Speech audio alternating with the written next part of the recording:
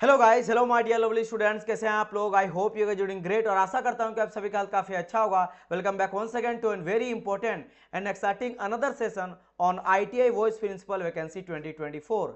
As you know that Bihar के तरफ से बीपीएससी के तरफ से काफी अच्छा वैकेंसी आया है। काफी सारे स्टूडेंट जो बीटेक कर रखे हैं, एमटेक कर रखे हैं, उन सभी के लिए बहुत बड़ा चांस है, बहुत अच्छा चांस है। इस चांस को आप लोग को बिल्कुल भी जाने नहीं देना हाथ से, बिकॉज ये जो वैकेंसी है ये काफी टाइम के बाद आप लोग को देखने को मिला है। और ये जो है आपका एग्जाम जो करा रही है बीपीसी करा रही है। आज के टाइम पे इसका जो एग्जाम डेट है वो भी अनाउंसमेंट कर दिया गया है, राइट। तो आज हम लोग डिस्कस करेंगे। अगर मैं एग्जाम डेट का बात करता हूं तो 14 जुलाई को होने वाला है, और अभी से अगर मैं देखता हूं तो आपके पास है 75 डेज। अब इस 75 डेज में आप किस तरह से प्रिपरेशन करोगे ताकि आपका जो सिलेक्शन है वो पक्का हो जाए, इसी के ऊपर आज के इस पर्टिकुलर लेक्चर में हम लोग उसका डिस्कस करेंगे। और साथ ही साथ बहुत सारे स्टूडेंट, मैक्सिमम जो स्टूडेंट है वो कहीं ना कहीं जॉब कर रहे हैं, या तो प्राइवेट जॉब कर रहे हैं या फिर गवर्नमेंट जॉब कर रहे हैं। तो जॉब के साथ साथ कैसा प्रिपरेशन करोगे, कैसे तैयारी रखोगे। इसके अलावा टाइम आपको बहुत ही कम मिल पाता, क्योंकि जो बच्चे जॉब कर रहे हैं, जो स्टूडेंट कैंडिडेट जॉब में है, उनके लिए टाइम बहुत ही कम है। अब कम टाइम में आपको प्रिपरेशन भी करना है और अच्छा भी करना है। तो मैं आपको कुछ चीज़ें बताऊंगा आज के इस पर्टिकुलर लेक्चर में, जिसका अगर आप ध्यान रखते हो, जिन चीज़ों का फॉलो करते हो, तो यहाँ पे आपका सिलेक्शन पक्का हो जाता है।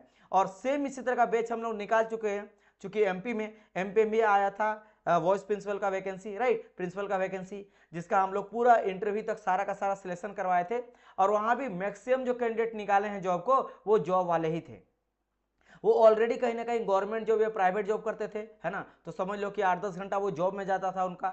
उसके बावजूद भी अधिकतर स्टूडेंट वही सारे निकाले हैं। कुछ स्टूडेंट फ्रेशर भी निकाले, ऐसा बात नहीं है, दोनों तरह का स्टूडेंट, यानी कि जो मेहनत करेगा वो इस जॉब को क्वालिफाई कर जाएगा। इसका कुछ खासियत भी है, कुछ ऐसा एडवांटेज है जो आपको समझ आएगा कि यहाँ पे कितने भी जो पढ़ने वाला स्टूडेंट है और जो फ्रेशर स्टूडेंट है, या जैसे कि आप, मैं बोलूंगा कि सर मैं जॉब कर रहा हूँ 5 साल से, 7 साल से मैं पढ़ाई छोड़ दिया हूँ, उनके लिए भी सेम होने वाला है ये एग्जाम। और जो बाकी स्टूडेंट जो बहुत टाइम से पढ़ रहे हैं उनके लिए भी सेम होने वाला। क्यों? बिकॉज बेसिकली यहाँ पे आपको केवल और केवल जनरल इंजीनियरिंग ही पढ़ना है।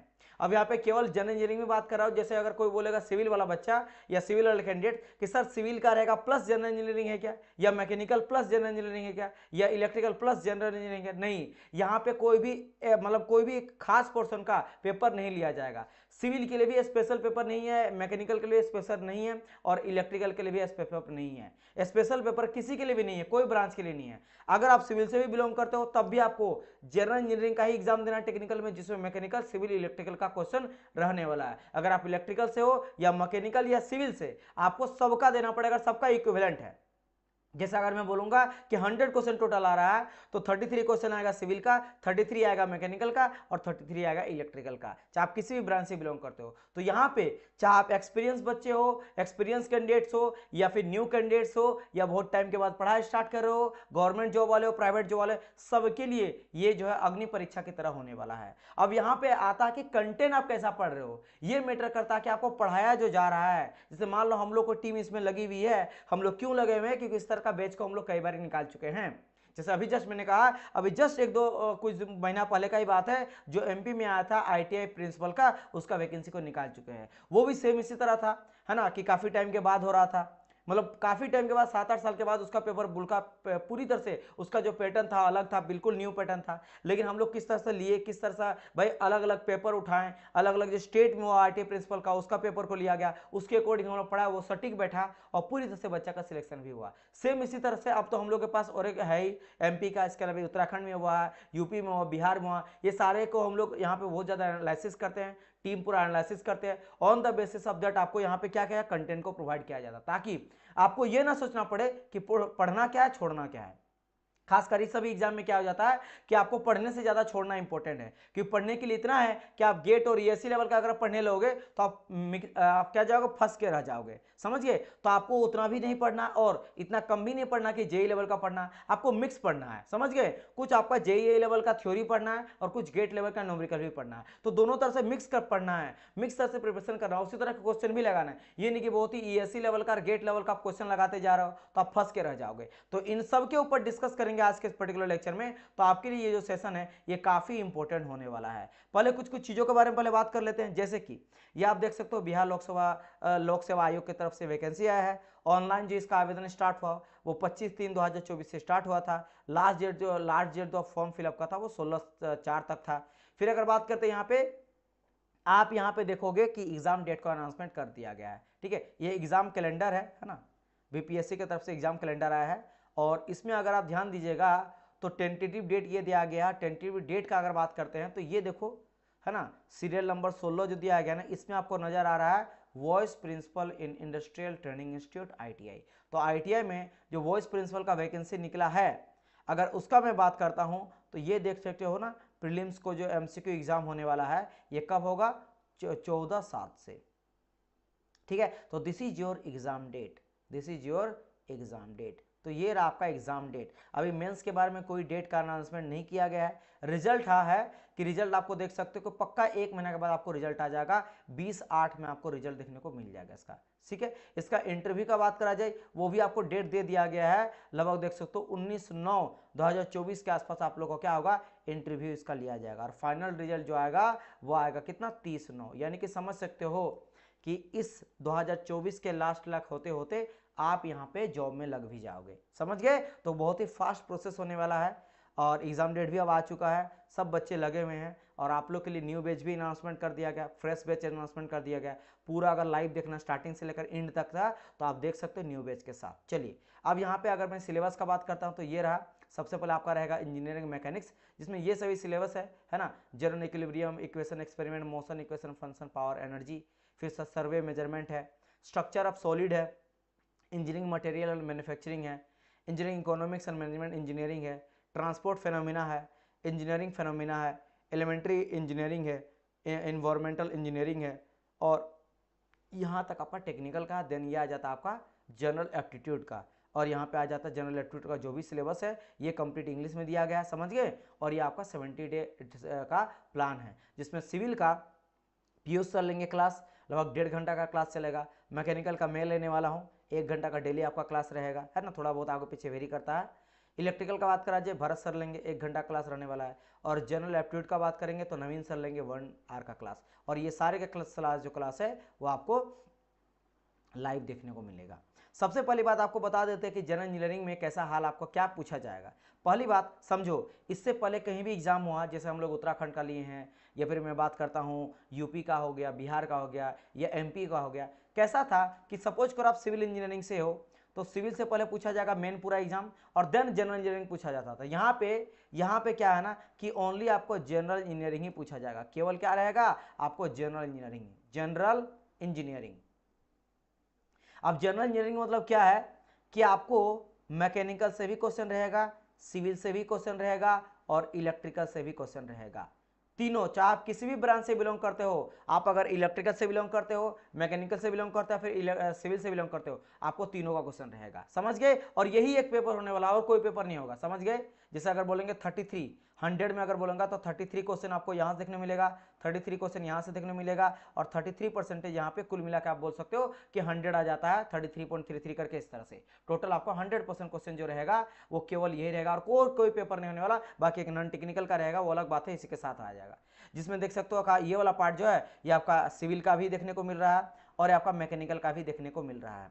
उसके आगे अगर बात करते हैं सर्वे मेजरमेंट का, तो सर्वे मेजरमेंट में अगर आप देखते हो ध्यान से तो यहाँ पे आपको नजर आएगा यहाँ से लेकर यहाँ तक का, ये पूरा ये रहा यहाँ से लेकर यहाँ तक आपको देखने को मिलेगा सिविल का, ये सिविल का सिलेबस है। और उसके बाद फिर यहाँ से देख सकते हो मैकेनिकल वर्कशॉप अगर स्टार्ट होता है तो ये आ जाता है मैकेनिकल का सिलेबस। किसका आ जाता है? मैकेनिकल का सिलेबस। ये पूरा रहा मैकेनिकल सिविल दोनों का, ये रहा मेरा सिविल का यहाँ से यहाँ तक और मैकेनिकल का। स्ट्रक्चर ऑफ सॉलिड का बात करेंगे तो ये भी आपका सिविल का एंड मैकेनिकल का दोनों का सिलेबस है, इन दोनों को पढ़ना है ना। और ये क्या सर, ये सिविल और मैकेनिकल का अगर है तो क्या ये इलेक्ट्रिकल को नहीं पढ़ना? इलेक्ट्रिकल को भी पढ़ना है, सब पढ़ना सबको, बस बता दे रहे हैं किसका क्या क्या सिलेबस है, ठीक है। अगर बात करेंगे ये वाला चीज इलेक्ट्रिकल आपका इंजीनियरिंग मटेरियल एंड मैन्युफैक्चरिंग, तो ये पूरा का पूरा आप देखोगे, अधिकतर आप देखोगे तो या तो मैकेनिकल का आएगा एंड इलेक्ट्रिकल का आएगा, आई मीन सिविल का आएगा, मैकेनिकल सिविल का यहाँ पे है। इकोनॉमिक्स का बात करें मैनेजमेंट का तो ये भी CPM पार्ट वाला मैकेनिकल में भी देखने को मिलता है, इलेक्ट्रिकल में भी देखने को मिलता है, सिविल में भी देखने को मिलता है, ठीक है। फिर अगर बात करते हैं ट्रांसपोर्ट फेनोमिना तो ये अधिकतर आप देखोगे तो ये मैकेनिकल का पूरा पार्ट है, मैकेनिकल का पूरा पार्ट यहाँ देखने को मिलेगा। एनर्जी ट्रांसफॉर्मेशन का बात करेंगे ये भी आपका मैकेनिकल का एंड सिविल का देखने को मिल रहा है, सिविल का देखने को मिल रहा है। एलिमेंट्री इंजीनियरिंग का बात करेंगे तो पूरा का पूरा ये जो आप देखेगा वो आपका इलेक्ट्रिकल इंजीनियरिंग का देखने को मिल रहा है, ठीक है। और ये एलिमेंट्री इंजीनियरिंग का बात करेंगे तो आपका ये पोल्यूशन कंट्रोल वाला ये सबके लिए कॉमन रहने वाला है, चाहे सिविल का बात करेंगे, इलेक्ट्रिकल का बात करेंगे, फिर मैकेनिकल का बात में करूंगा, बाकी तो जनरल एप्टीट्यूड है। और यहाँ पे याद रखना ये सारे सिलेबस मैकेनिकल हो तब भी पढ़ना पड़ेगा, इलेक्ट्रिकल हो तब भी पढ़ना पड़ेगा, सिविल हो तब भी आपको पढ़ना पड़ेगा, क्लियर। अच्छा ये सभी चीज़ हो गया। और ये रहा एप्टीट्यूड का। एप्टीट्यूड में आप देख सकते हो जैसे आपको पूछा जाएगा नंबर सिस्टम मैथमेटिक्स का, है ना, फिर आपको combination, permutation, whole number, decimal, fraction, है ना। इसके अलावा आप देख सकते हो कुछ कुछ बेसिक न्यूमेरिकल आपको पूछा जाएगा, मैथमेटिकल ऑपरेशन पूछा जाएगा, percentage, ratio, proportion, average, profit and loss, analogy, similarity, differences, यानी कुछ आपका यहाँ पे आप देखोगे यहाँ पे कुछ आपका रीजनिंग का भी है ना, कोडिंग डिकोडिंग हो गया, न्यूमेरिकल नंबर सिस्टम हो गया, नंबर न्यूमेरिकल रीजनिंग हो गया, है ना, विजुअल मेमोरी हो गया, एनालिसिस हो गया, प्रॉब्लम सॉल्यूशन हो गया, ऑब्जर्वेशन का हो गया, रिलेशनशिप का हो गया, स्पेस विजुअलाइजेशन का हो गया, सिमिलरिटीज और डिफरेंसेस हो गया। तो यहाँ पे आप लोग को एप्टीट्यूड का भी देखने को मिल रहा है, यानी मैथमेटिक्स का भी देखने को मिल रहा है ना, जो जनरल मैथमेटिक्स है वो पूछा जाएगा, प्लस आपको रीजनिंग का भी देखने को मिल रहा है, राइट। अब देखो 75 का डेट जो प्लान है, यहाँ पे सबसे पहली बात आता है सर, देखो और एक चीज़ मैं आपको बताना चाहूँगा कि तरक्की की दौड़ में उसका जोर चल गया जो रास्ते को, जो भीड़ में से निकल गया, जो रास्ते को देखो, देख सकते हो कितना अच्छा लिखा गया है लाइन को, इस लाइन को ध्यान देना, ये आप ही लोग के लिए बनाया गया है कि तरक्की की दौड़ में उसका जोर चल गया बिना बना के रास्ता कोई जो भीड़ से निकल गया। देखो भीड़ बहुत है, यानी कंपटीशन बहुत ज़्यादा है, और सिलेक्टेड चीज़ें पढ़ना बहुत इंपॉर्टेंट है, तभी जाके इस दौड़ में आप आगे निकल जाओगे। तो आगे अगर आपको निकलना है तो उसके लिए बहुत इंपॉर्टेंट है कि आप बहुत अच्छी तरह से पढ़ो, स्मार्ट स्टडी करो, बहुत इंपॉर्टेंट है, राइट। चलिए तो अब देखो मैं थोड़ा पहले बात कर लेता हूँ किसके बारे में, जिससे अगर आपको कंटेंट चेक करना है तो सिंपली अगर सर्च मारोगे, है ना, देखे अगर मैं बात करता हूँ यहाँ पे देखो, जैसे अगर मैं बात करता हूँ तो सिविल पॉइंट का, सिविल पॉइंट जो है हम लोग MP में आया था वैकेंसी, जिसका कंप्लीट आपको वहाँ पे जाके देखोगे तो आपको मिल जाएगा, जिसमें देखो ये सब पढ़ाया गया था, देख रहे हो ना, MPPSC vacancy principal grade first and second, इसमें डेप्टी और असिस्टेंट डायरेक्टर का आया था प्रिंसिपल के साथ साथ, है ना, 3 पोस्ट पे आया था वैकेंसी, जिसमें देख सकते हो ये सारे पीछे 30 वीडियोस, 24 वीडियोस, मेरा देख सकते हो मैकेनिकल में 40 वीडियोस, है ना, इस तरह से सिविल का देख सकते हो, है ना, इलेक्ट्रिकल का देख सकते हो, यहाँ पे आपको कंप्लीट सर्वे का मिलेगा, इस तरह देख सकते हो कई सारा, है ना, यहाँ पे इंजीनियरिंग ड्राइंग पढ़ाया गया था, मैथ रीजनिंग पढ़ाया गया था सभी का, तो MP में भी पढ़ाया गया था हम लोग का प्रिंसिपल का बैच, और बहुत ही सक्सेसफुल निकला है। मैक्सिमम जो कैंडिडेट्स निकले हैं वो सिविल पॉइंट से ही निकले हैं, है ना, यहाँ पे कॉन्सेप्ट डिकोडर वो सिविल पॉइंट में पढ़ाया जाता था, तो यहाँ पे आप जाके चेकआउट भी कर सकते हो, कई सारा कंटेंट वहाँ पे भी आपको मिल जाएगा। इसके अलावा देख सकते हो MPPSC ITA प्रिंसिपल भी सर्च मारोगे ना तो आपको मिल जाएगा, देख सकते हो ये आपका बात है 11 मंथ पहले का बात है, और यहाँ पे देखो जॉब वैकेंसी ये सब कुछ हम लोग यहाँ पे बनाए थे, और काफ़ी अच्छा सक्सेसफुल बैच गया था, जिसमें हम लोग हर एक चीज़ लिए थे, इलेक्ट्रिकल रहे, मैकेनिकल रहे, सिविल रहे, हर एक चीज़, वोकेशनल ट्रेनिंग का बात करा जाए या कोई और चीज़ का बात करें, 1 साल पहले का वैकेंसी आया था उसको बहुत अच्छी तरह से हम लोग किए थे, है ना। और जितने भी फैकल्टी था हम लोग ट्रेनिंग के लिए भी, जो ट्रेनिंग आपका इंटरव्यू हुआ था, इंटरव्यू का पूरा गाइडेंस दिया गया था, सारे के सारे वो फैकल्टी आए थे जो पहले कहीं ना कहीं प्रिंसिपल है, जैसे देखते हो गवर्नमेंट ITI में जो प्रिंसिपल हैं, जैसे चौधरी सर हो गए, GK चौधरी सर, वो आए थे, सबका जो है पूरी तरह से मेंटरशिप दिया गया था उन लोग को, ऑनलाइन 1-to-1 करके उन लोग को पार्टिसिपेट करा गया था, और प्रिपरेशन कराया गया था कि इंटरव्यू में कैसे क्वालिफाई करोगे। तो सिर्फ आप लोग यहाँ पे पढ़ाया नहीं जाएगा, इंटरव्यू तक, सिलेक्शन होने तक आप लोग को हर एक चीज़ को गाइड करा जाएगा, समझ गए। अब देखो सबसे पहली बात आता था कि सर गवर्नमेंट जॉब के साथ कैसे मैं प्रिपरेशन करूँ, ठीक है, कि जॉब के साथ प्रिपरेशन कैसे करूँ,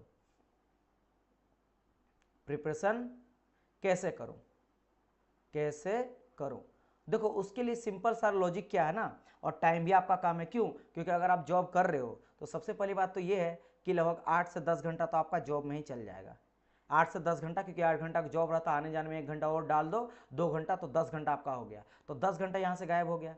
अच्छा कम से कम 6 घंटा सोओगे, तो 6 घंटा अगर यहाँ पे ऐड कर देता हूँ तो 16 घंटा, तो मैं यहाँ पे 10 घंटा ही मान लेता हूँ चलो, और आपका 6 घंटा हो गया किसमें, आप रेस्ट करोगे, तो 16 घंटा आपका चल गया, है ना, 16 घंटा खत्म हो गया। अब 16 घंटा यहाँ पे आपका खत्म हो गया, तो आउट ऑफ 24 आवर में अगर मैं देखता हूँ तो 24 में कितना बचता है आपका, 8 घंटा बचता है, 24 घंटा होता है जिसमें 8 घंटा आपको बचा, है ना। चलो अगर आप कंप्लीट नींद लेना चाहते हो उस कंडीशन में ही ले लेता हूँ कि सर मैं 8 घंटा सोऊंगा, तो 8 घंटा सोते हो, 10 घंटा काम में अपना चल गया, तो 18 हो गया, 18 घंटा हो गया। 18 घंटा भी हो जाता फिर भी आपके पास बचता कितना, 6 घंटा। अब आपको इस 6 घंटा को या फिर 8 घंटा को जैसा आप करोगे, इसको आप लोग को इसका 90% आपको यूटिलाइजेशन करना, कम से कम 95 से लेकर, है ना, 95 से लेकर 99% तक आपको यूटिलाइज करना। मतलब देखो इसके अलावा कोई भी फालतू चीज़ अभी फिलहाल आपको नहीं करना है। और इसमें से अगर आप 6 घंटा निकाल लेते हो ना, है ना, जैसे इसके लिए अगर कहा जाए तो 5 से 6 घंटा बोलूँगा, और अगर आप 6 घंटा सोते हो तो आप 6 से लेकर 7 घंटा निकाल सकते हो। तो अगर आप इतना निकाल लेते हो तो आपके लिए बेस्ट प्रिपरेशन हो जाएगा बहुत अच्छी तरह से। अब बारी आता है सर जी कंटेंट कितना पढ़ाया जाएगा लगभग, तो लगभग आप मान सकते हो 300 लेकर 350 घंटा का आर रहने वाला है। तो 350 घंटा का आर्स का आपका पूरा फुल कंटेंट रहेगा, फुल कंटेंट आपको मिलेगा, कंटेंट मिलेगा। अब इसमें आप लोग को देखने को मिलेगा टेक्निकल का भी, है ना, टेक का भी और नॉन टेक का भी। ऑब्वियसली बात है यहाँ पे आपका टेक्निकल ज़्यादा इंपॉर्टेंट है, तो नॉन टेक्निकल में आपका 80 घंटा के आसपास हो जाएगा, 80 घंटा में 80 आवर में कंप्लीट हो जाएगा। और रिमेनिंग जो बचाना वो आप बोल सकते हो कि ये आपका लगभग आप कितना हो जाएगा, मान लेते हैं कि 260-70 के आसपास, है ना, इतना जो घंटा रहेगा वो टेक्निकल में रहेगा, जिसमें मैकेनिकल, सिविल एंड इलेक्ट्रिकल तीनों आ जाएगा। इसमें सिविल भी आ जाएगा, मैकेनिकल भी आ जाएगा एंड आपका इलेक्ट्रिकल भी आ जाएगा, इलेक्ट्रिकल भी आ जाएगा। अब यहाँ पे बारी आता क्या, सर कैसे इसका पढ़े, कैसे हम लोग प्रिपरेशन करें। तो देखो डेली आपको क्या करना, सबसे सटीक तरीका मैं बता रहा हूँ। देखो मैं यहाँ पे कोई ट्रिक वगैरह नहीं बताने वाला हूँ, ऐसे करना ऐसे करना वैसे करना, आप बस लाइव देखो, बस खत्म।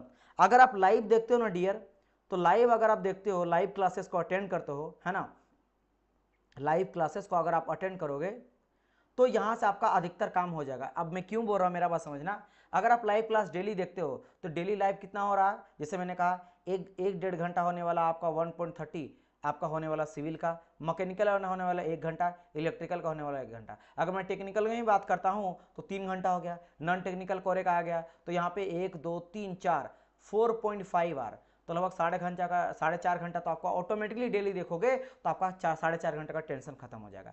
क्योंकि बाद में जब देखते हो ना, एक दिन के बाद सोचते हो तो ये 4-4.5 घंटा 9 घंटा हो जाएगा, 3 दिन बाद देखोगे और बढ़ते जाएगा, और बर्डन जैसे जैसे बढ़ते जाएगा ना आप कर नहीं पाओगे चीज़ें। इसलिए ट्राई करना, लाइव में क्या होता है ना, मज़ा भी आता, टीचर कनेक्टिव रहते हैं, आपको साथ में पढ़ाते हैं, तो बहुत मज़ा आएगा कि चलो लाइव बता रहे। अच्छा लाइव का और दिक्कत क्या है कि मान लो आप रिकॉर्डेड क्लास देख रहे हो, आपको कोई चीज़ समझ नहीं आया तो आप समझ नहीं पाओगे कि भाई पूछेंगे कैसे। आपने कोई डाउट पूछा मेरे मुझसे, और हम लोग व्हाट्सअप में जुड़े रहेंगे, टेलीग्राम में रिप्लाई जरूर करेंगे, लेकिन मैं आपको हो सकता है मैं कभी बिजी हूँ, रिप्लाई करने में थोड़ा लेट हो जाए। एक कभी कभार क्या होता है बच्चे वो आगे बढ़ ही नहीं पाता जब तक वो चीज़ ठीक नहीं होता। अब आपने रिप्लाई करा, फिर क्लासेस लाइव चल रहा है, फिर डिले आपका जा रहा है, अब वहाँ पे कोई चीज़ फंस गए, आगे बढ़ नहीं पा रहे हैं आप, वो पूछोगे क्लियर मैं करूंगा तब जाके आगे बढ़ोगे, तो बहुत ज़्यादा दिक्कत आ जाए। लाइव में क्या है कि आपको कोई चीज़ अगर समझ नहीं आया ऑन द स्पॉट आप तुरंत मेरे से पूछ लिए कि सर ये चीज़ मुझे समझ नहीं है, फिर से समझा दीजिए और मैं आपको समझा दूंगा। और कई सारे बच्चे रहते हैं तो आपको मज़ा आता है, आप अगर लाइव जाओगे ना तो बच्चे 30 बच्चे 40 बच्चे लाइव आते हैं अपने पढ़ने के लिए, है ना। बच्चे तो और ज़्यादा आना चाहिए 250-300,